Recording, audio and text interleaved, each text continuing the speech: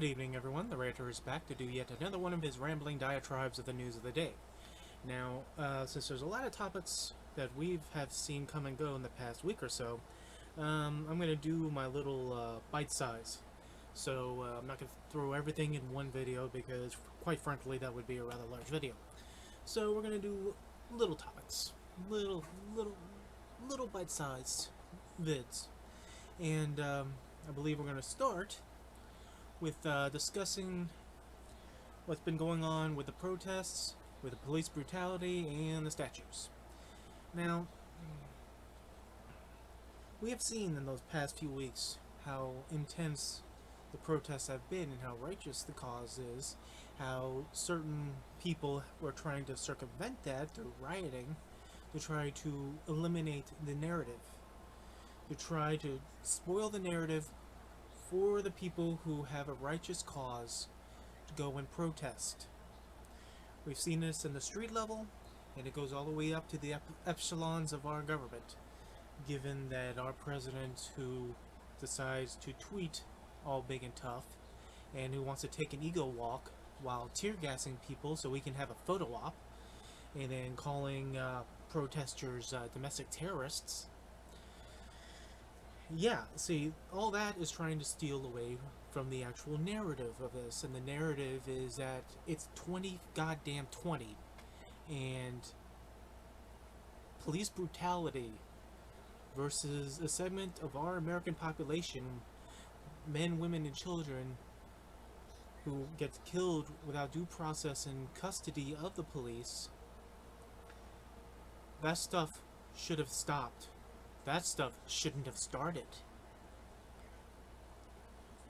But even when you speak about that, that is only just a segment of what the problem is. And even with that one little problem, you see so much resistance against this. If it wasn't just the protesters, it wasn't just, the resulting needless death of George Floyd, Rashad Brooks, of the apathy and the not giving a shit of throwing down a 75-year-old man in New York till he lands on the pavement and blood's coming out of his ear, and he's got damage to his brain and he can't walk. And when people call these cops out on that and go into some kind of consequence, all the rest of the team all wants to resign over it in support of their fellow officers who pushed an old man down.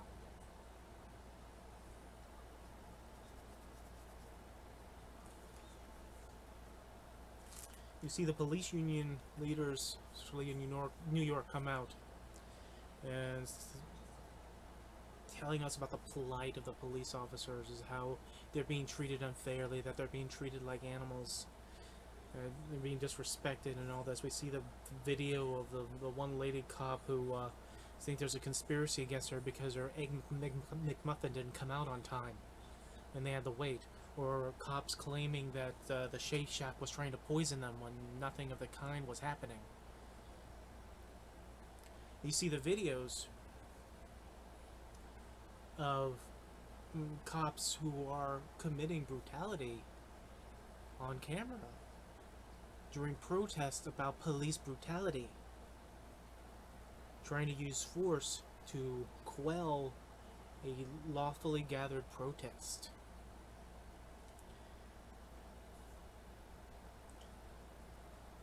Again, trying to steal the narrative away from the protesters, where you have outside groups who slip themselves in among the protesters and then start doing looting shit, where it's seen on camera again that even the protesters are trying to stop these people because they know that we have a historic opportunity to halt this continuous infestation of just this horribleness when it comes to race relations, especially with the police. You know, when you see people, when you hear people defending the cops, where they bring out the numbers, you know, this is not the majority of the cops that are doing this. This is just the minority. It's just a small minority. It shouldn't be done at all. You know, we can, on a certain level, understand that there are far more good cops than there are bad cops. But then no one wants to take that extra step of nuance and further ask the questions. How is it that bad cops who can do this horrible stuff to people feel so confident to do this, even on body cam, or when they decide to turn off their body cam and then they do this shit?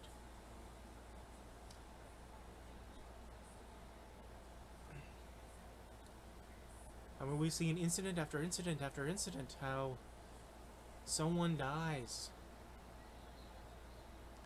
out of negligence, out of intention, out of whatever motivation, but they die in custody. And there is a slow motion to try to reap some form of consequence on these people, where it's like, what, administrative leave, then they disappear for a while, they ride a desk for a bit, and then the inevitable, you know, once the pressure comes to bear, they have a court case. But then even the DAs are on their side, the court is on their side, and what would they get but either exoneration or a slap on the wrist?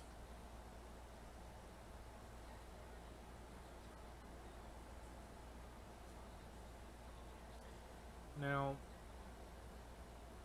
God bless the protesters who, across the country, put enough pressure to bear, even in the face of being tear gassed, even in the face of being attacked with rubber bullets, in the face of people amongst them doing shit to screw them over intentionally, like looters, like the guy in Minneapolis who was smashing out the windows of the auto center, trying to simulate he was a looter when protesters were chasing him away, and it turns out he's a St. Paul police officer.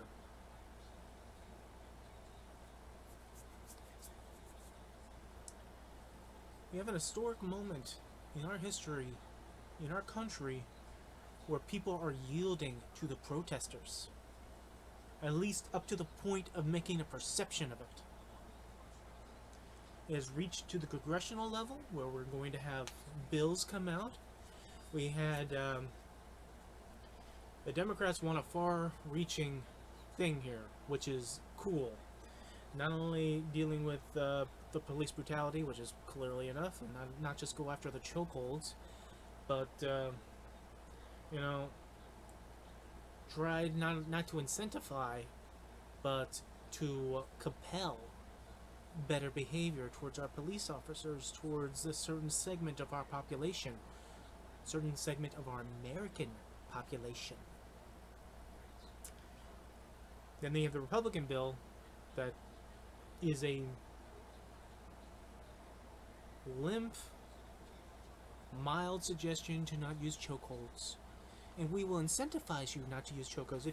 If you're really, really good boys and girls who won't use any chokeholds, then we will give you bennies. But if you use a chokehold, you won't get any bennies. I'm paraphrasing. I'm making this a little simplistic. But it seems that way, that it's that simplistic. Even up to President Trump's executive order. That some people, I'm glad that it's not like the usual suspects of everyone who's just clapping at whatever this guy does. This EU that comes out days after his photo op, where he had to have the crowd in Lafayette Park cleared away so he can take his power stroll, because I'm big and tough and I'm face down the protesters. Not really, because while he was speaking in the Rose Garden, That's when they were tear gassing people. That's when they were battering people away. That's when they were using their shields to bash people, including protesters and reporters, journalists, especially journalists from Australia, causing an international incident in that.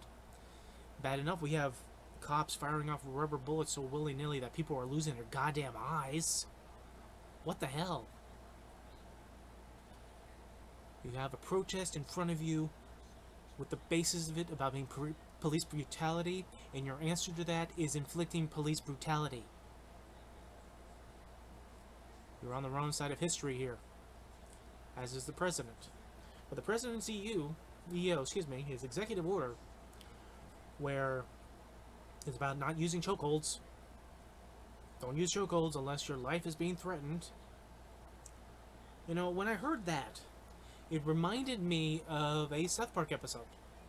In the first or second season, there was a South Park episode where the kids are watching the show of Stan's Uncle Jimbo, and he's doing his hunting show.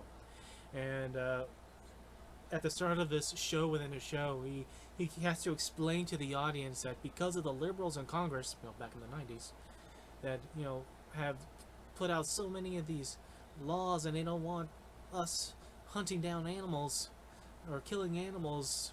Well, now that we're only able to kill animals as if they're being a threat to us, so they have to say they're coming right for us. And so then they say, look, it's coming right for us! And then they shoot a rabbit, or a bird, or a cow, or whatever. That reminds me of this executive order. Don't use chokeholds unless your life is feeling threatened. Half the excuses of some of this brutality we see is that they claim that their lives are being threatened.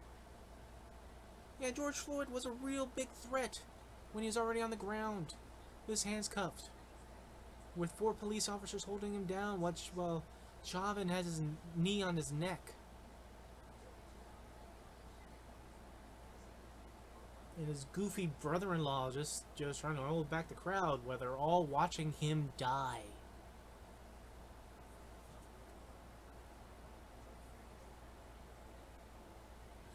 So, the executive order has no teeth. And hell, even when he puts that out there, that little appeasement for the protesters just to try to stop the runaway narrative on Trump that he's on the wrong side of this, that didn't work.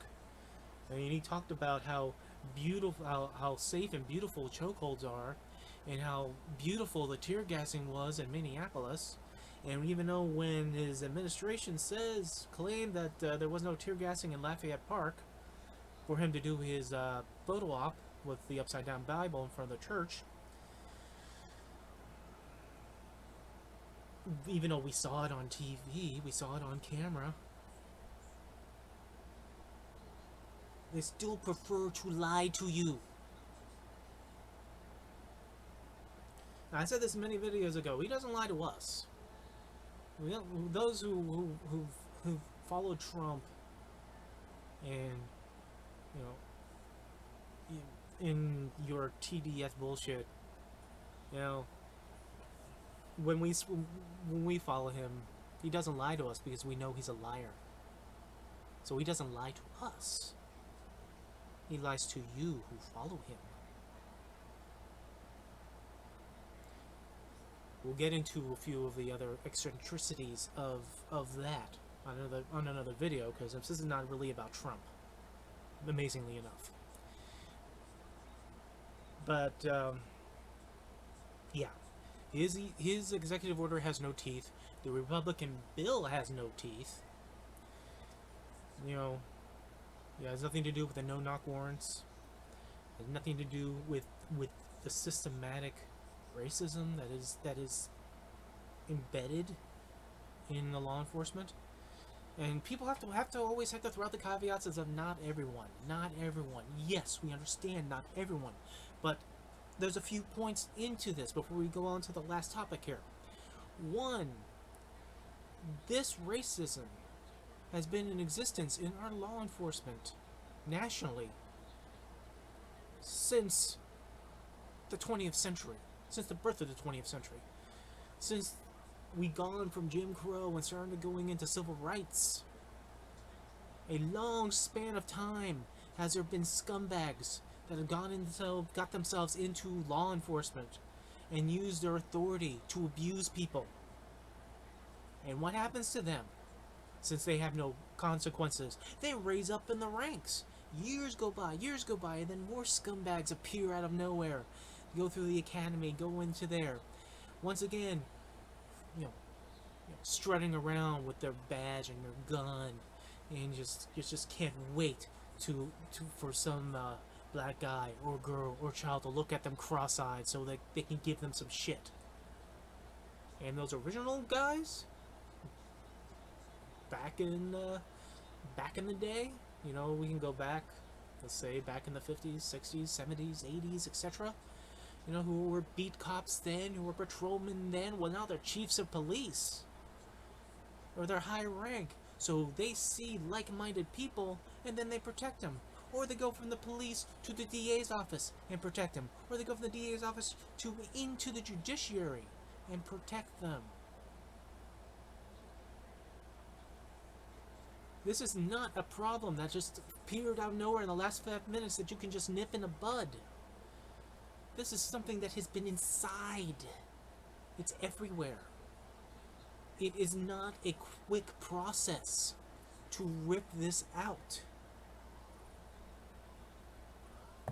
What you have right now, for every 20 good cops, there could be one bad cop.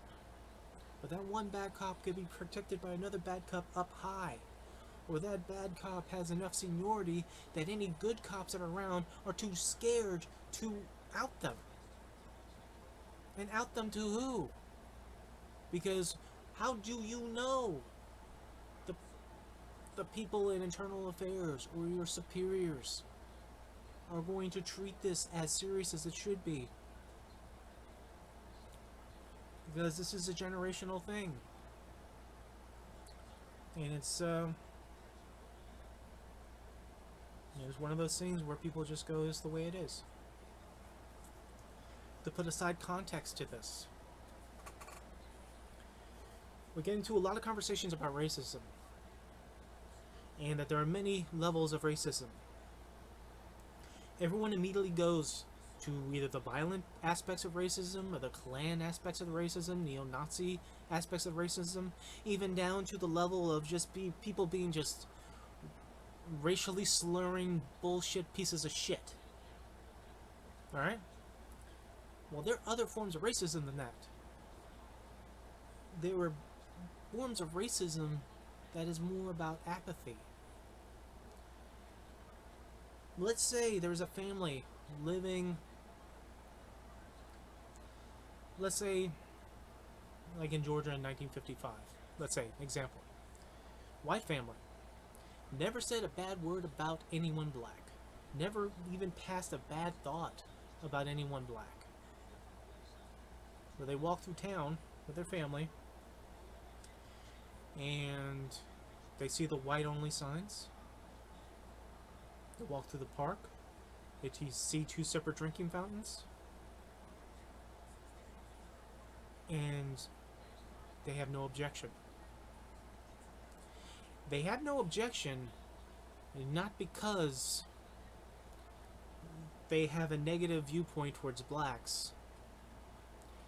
They have no objection because they think that is the way it is. That, things were happening like this. Things have been happening like this for generations. Don't rock the boat. I don't have a problem with a black person, but at the same time, I have no passing thought in my head why there is one drinking fountain for white people and one drinking fountain for black people. It's... the morality isn't quite there for that. And that, in and of itself, even as innocent as you could try to defend it, that is also a form of racism. You don't have to say an N-word.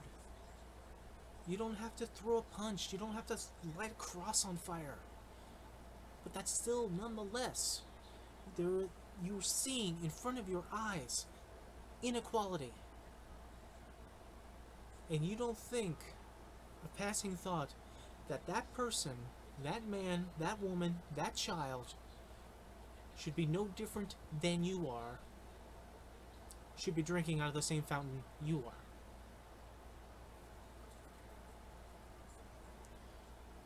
Alright, so there's that tangent. But the last part of this is about the statues. Because given what happened with George Floyd, given what happened with Brooks, and people have to understand those are two separate, different incidents. Once again, nuance is important. Two commonalities between those two: both should not have died. That's a commonality. With George Floyd, he didn't resist arrest. He was put down, was restrained, he was helpless, he did not resist, and he was killed. Brooks, through the conversations that he had as he was sleeping in his car, and they're giving him the breathalyzer, and they had a conversation, then they're going to arrest him, and then he does resist. And then he does grab the guy's taser. He does run, he does reach back. Those are differences. But again, the commonality is that neither one should have died.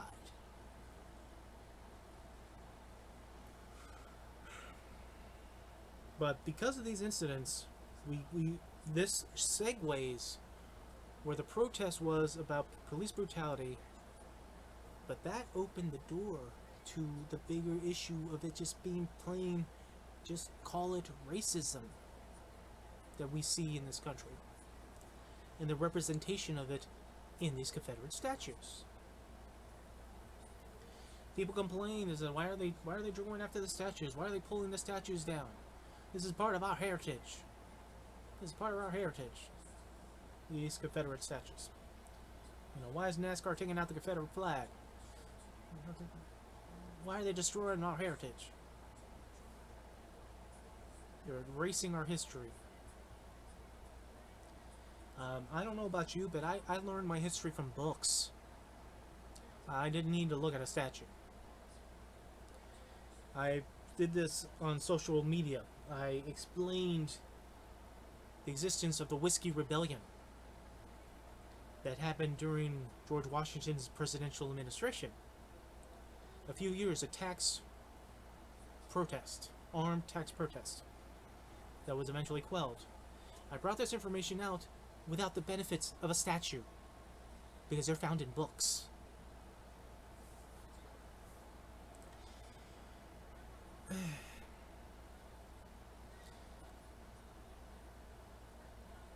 Here's the thing about the Confederate statues. And for those who defend them being up there and anything in part of your heritage and all that, these Confederate statues, Confederate general statues, or Confederate soldier statues, wherever, that are on public land or on courthouses or federal buildings or any of that, or the names of Confederate generals on our military bases. First of all, in terms of the statues, they weren't erected after the Civil War.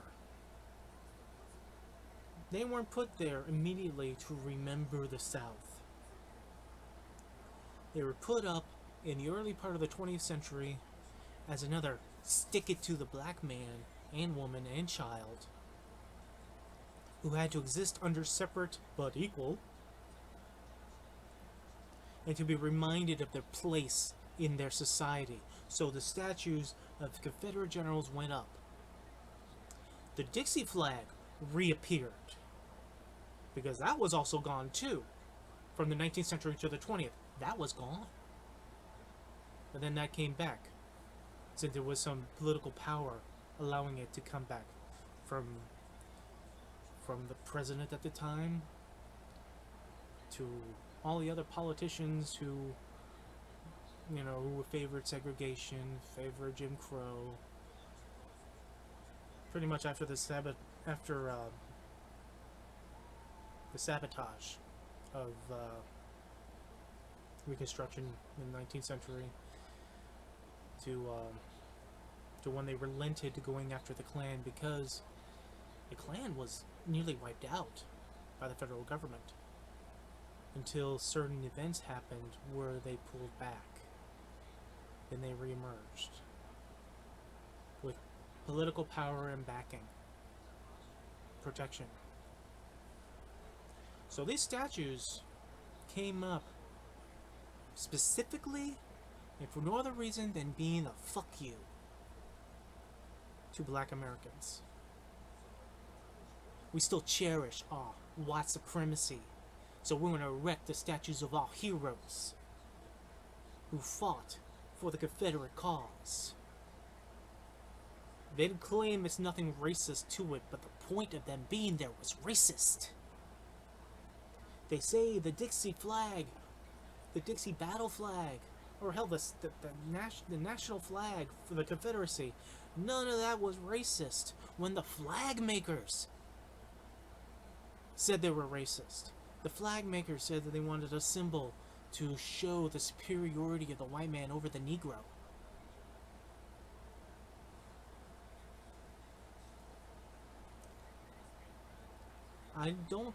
It's just, for me,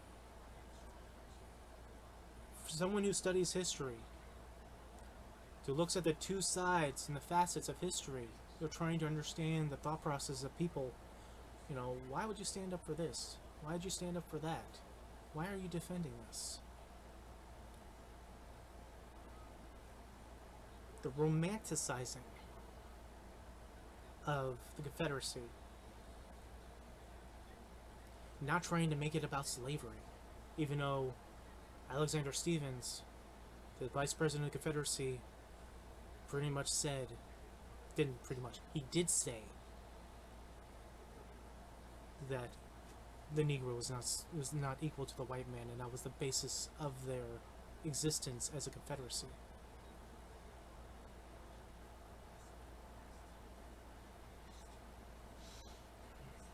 The statue of John C. Calhoun came down. John C. Calhoun was a vice president of the United States for John Quincy Adams and late Andrew Jackson. Don't quote me on that, I'll come back to that at a later date. But he was a pro-slavery politician.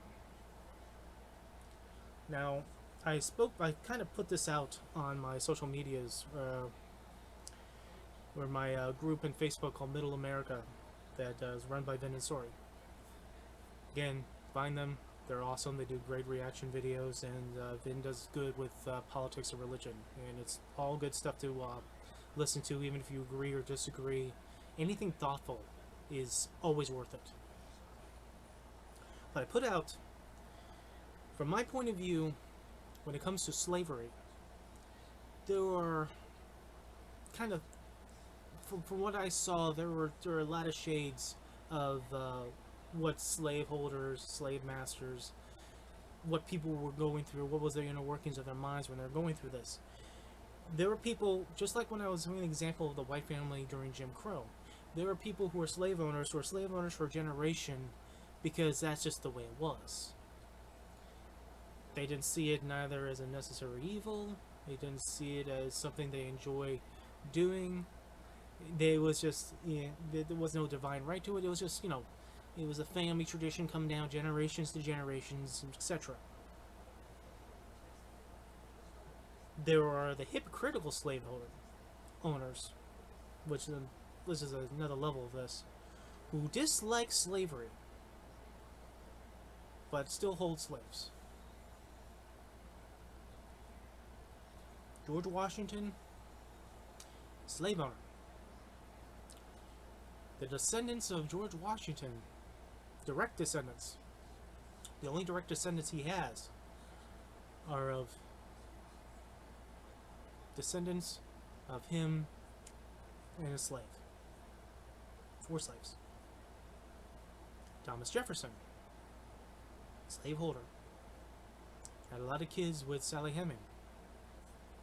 Even though we can infer that his situation with him and Sally, he was romantically attached to her, but still, under law and under morality, she is still a slave. She cannot consent, even if she claims to consent, or even if she does consent.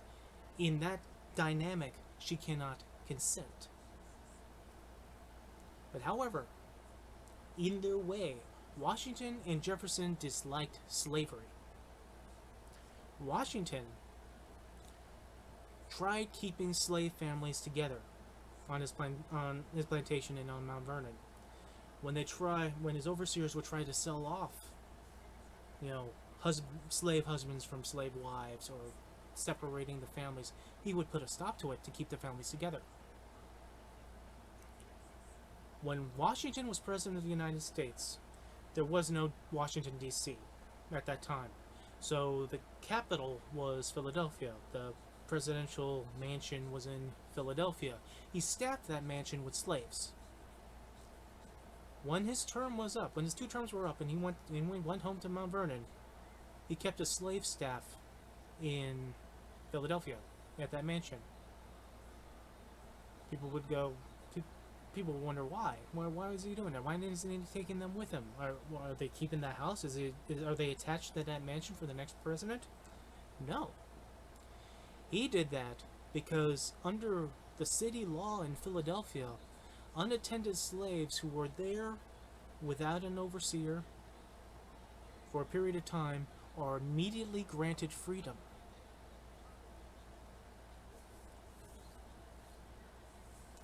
Thomas Jefferson tried writing into the Declaration of Independence an article about slavery as to one of the many sins of England, and therefore, as it translated into the colonies, that slavery needs to be abandoned because it's not only immoral, but is a connection towards England, because from their point of view, the English brought the slaves over, even though it's the colonists that brought the slaves over in 1619. But they were English, so there you go. The southern colonies did not want that, and they would not sign off on the Declaration of Independence until that was stricken out. Thomas Jefferson at the time resolved to free his slaves, but he didn't. And not just because of Sally Heming.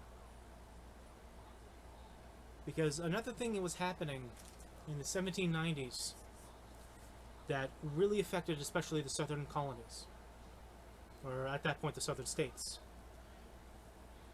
So slavery that existed in the North stopped. That ended. Whatever bigotry, whatever still existed, that still existed, but nonetheless, slavery ended in the North. With the invention of the cotton gin, making it easier, profitable, to gin out cotton en masse that would require massive amounts of a labor force, slavery, which was formerly biblically throughout the ages, had a lot of connotations to it towards society. Lowest rung on the ladder, you work your way through your slavery, you can get yourself free, and etc. and etc. At this point, slavery became an economic necessity of the South, because with slave labor working in the fields, mass producing the cotton that became the economic backbone of the southern states, as well as other goods, they viewed slavery as a necessity. They wrapped it up in almost a religious fervor about it to make it a cherished way of life.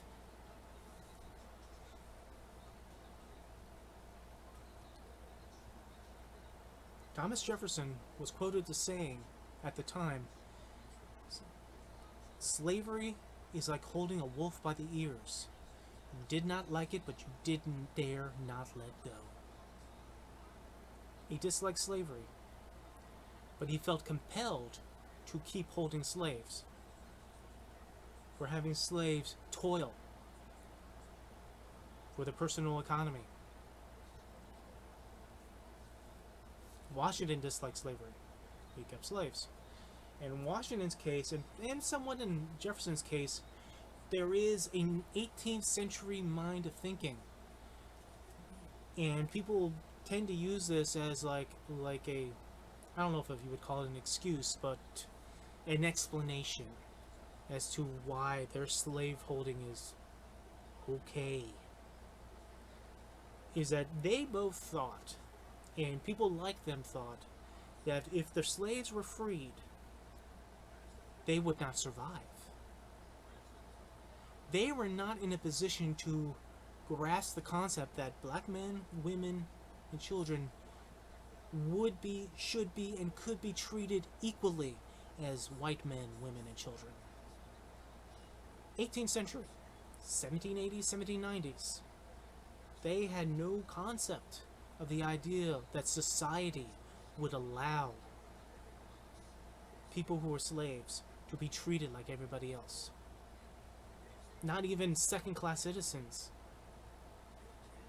When you think about it, going up, even up to the Civil War, where freedmen blacks, who were ex-slaves, had to compete at the lowest level of society with immigrant Irish. And you almost have to think of, oh, which one's getting the worst end in this? Is it the immigrant Irish who are just coming over because of the famine? And as immediately they come on to the shores of America, they're shipped out as Irish Brigade in the Union Army? Or if they stay in where they are, they have to compete with freedmen that is already treated like shit. So therefore, so you're making us compete with them. So therefore, you're treating them like shit, so therefore you're treating us like shit, are you? Well, by Irish Lord. So that was 19th century. 18th century, Jefferson and Washington would not have a concept. Would be fearful of what would happen to these people. So their thinking is that they would keep them. Slaveholding is keeping them safe. It is a ridiculous concept, especially hindsight in 2020. But again, 2020 moralities, 2020 thinking didn't exist in the 18th century. Same thing as 19th century. When people always want to have the arguments of the Democratic Party is the party of the Klan, they were the dominant party of the Confederacy. You know, Democrats seceded from the Union, etc., etc. Bullshit. Yeah, 19th century. The same as the Republican Party in the 19th century, that was the liberal party. Things change. Thinking changes. And I kind of brought this up. This is kind of my last point on this. I kind of brought it up that I wonder if people want to learn history simple, or they want to learn history nuance. Because when it comes to these Confederate statues, my question on that is, where is the line for everyone? Because people also want to knock down Jefferson and Washington statues because of their slaveholding.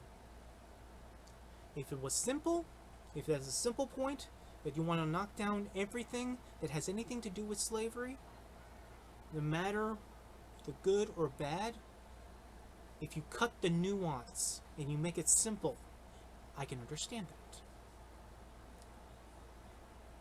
But if you add the nuance, you add the information that I just told you upon Jefferson and Washington, how yes, they were slaveholders, but they're thinking of what would happen to the people they're keeping in bondage if they're set free, where they have no idea and they have no concept that these people could actually live out a good life for themselves, that society would not attack them, which in the 18th century, 13 states of the United States, that could happen.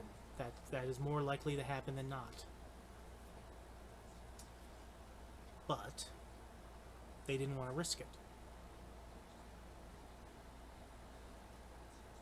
Do their statues get toppled anyway? I'm not going to argue with you. I'm not going to complain. I'm not going to say you're wrong if you say yes. I won't do that. I just humbly ask, is it just a simple history? Or are you just gathering together the nuance? Because for people who want to understand total history of a situation, you can't just go with the first thing you read from a history book in school. A history book in school will tell you that Columbus discovered America when he did nothing of the kind. First of all, the first Europeans that showed up were Vikings. But they don't teach you that when you're first starting to learn. They don't teach you the name of Amerigo Vespucci, even though his name is the name of the continent of America. So, but simple. Columbus discovered America. Simple. George Washington, Thomas Jefferson, fathers of our country. George Washington, general during the Revolutionary War. Thomas Jefferson wrote the Declaration of Independence, helped write the Constitution, governor of Virginia.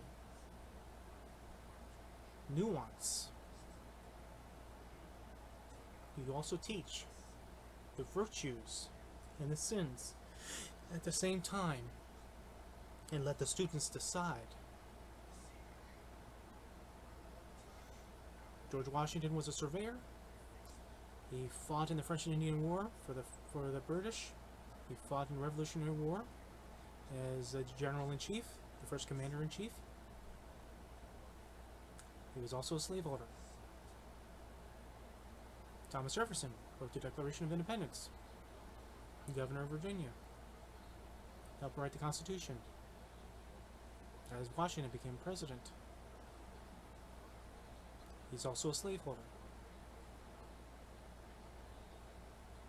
Can we as adults reconcile these aspects? Because I don't believe in the rhetoric of the statues coming down, meaning that we're erasing our history. I think the reverse should be true. I think when those statues come down, or if they threaten to take down Washington and take down Jefferson, and don't flail your arms because, oh no, because they're slaveholders. Say it specifically. They had done these good things, but they're also slaveholders. They are good, they are bad. What is more than the other is up to the interpretation of the person listening, the person who's learning. For me, again, I won't say anyone is wrong who wants to bring down statues of George Washington or Thomas Jefferson. I have a problem with the articles claiming that they're trying to take down Ulysses S. Grant's statue. Why? Or anyone who's outside of that realm. We're not Confederate generals. We're not slave owners. You can give me an explanation, then maybe I can bob my head to it, but I'm not getting that. In any event, even though I'm not going to argue with it, I'm not going to say you're wrong, I do think that Jefferson and Washington's should remain up, but with a specific understanding that no one hides the fact that these are slaveholders. For everything that they've done that was good, that propped up this country, you have to temper it with the bad, with them being slaveholders, for them being 18th century men from Virginia, with generations of people who owned slaves, depending upon what side of the family they were. Washington started actually pretty poor before he got with Martha.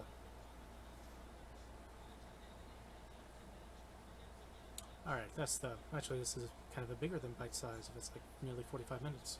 Alright. We'll get into more later, but for now, the ranter rants because his urge to rant is rising, and there's many more topics to get involved with. Maybe the next one I'll change the shirt. Alright. I'll see you again later.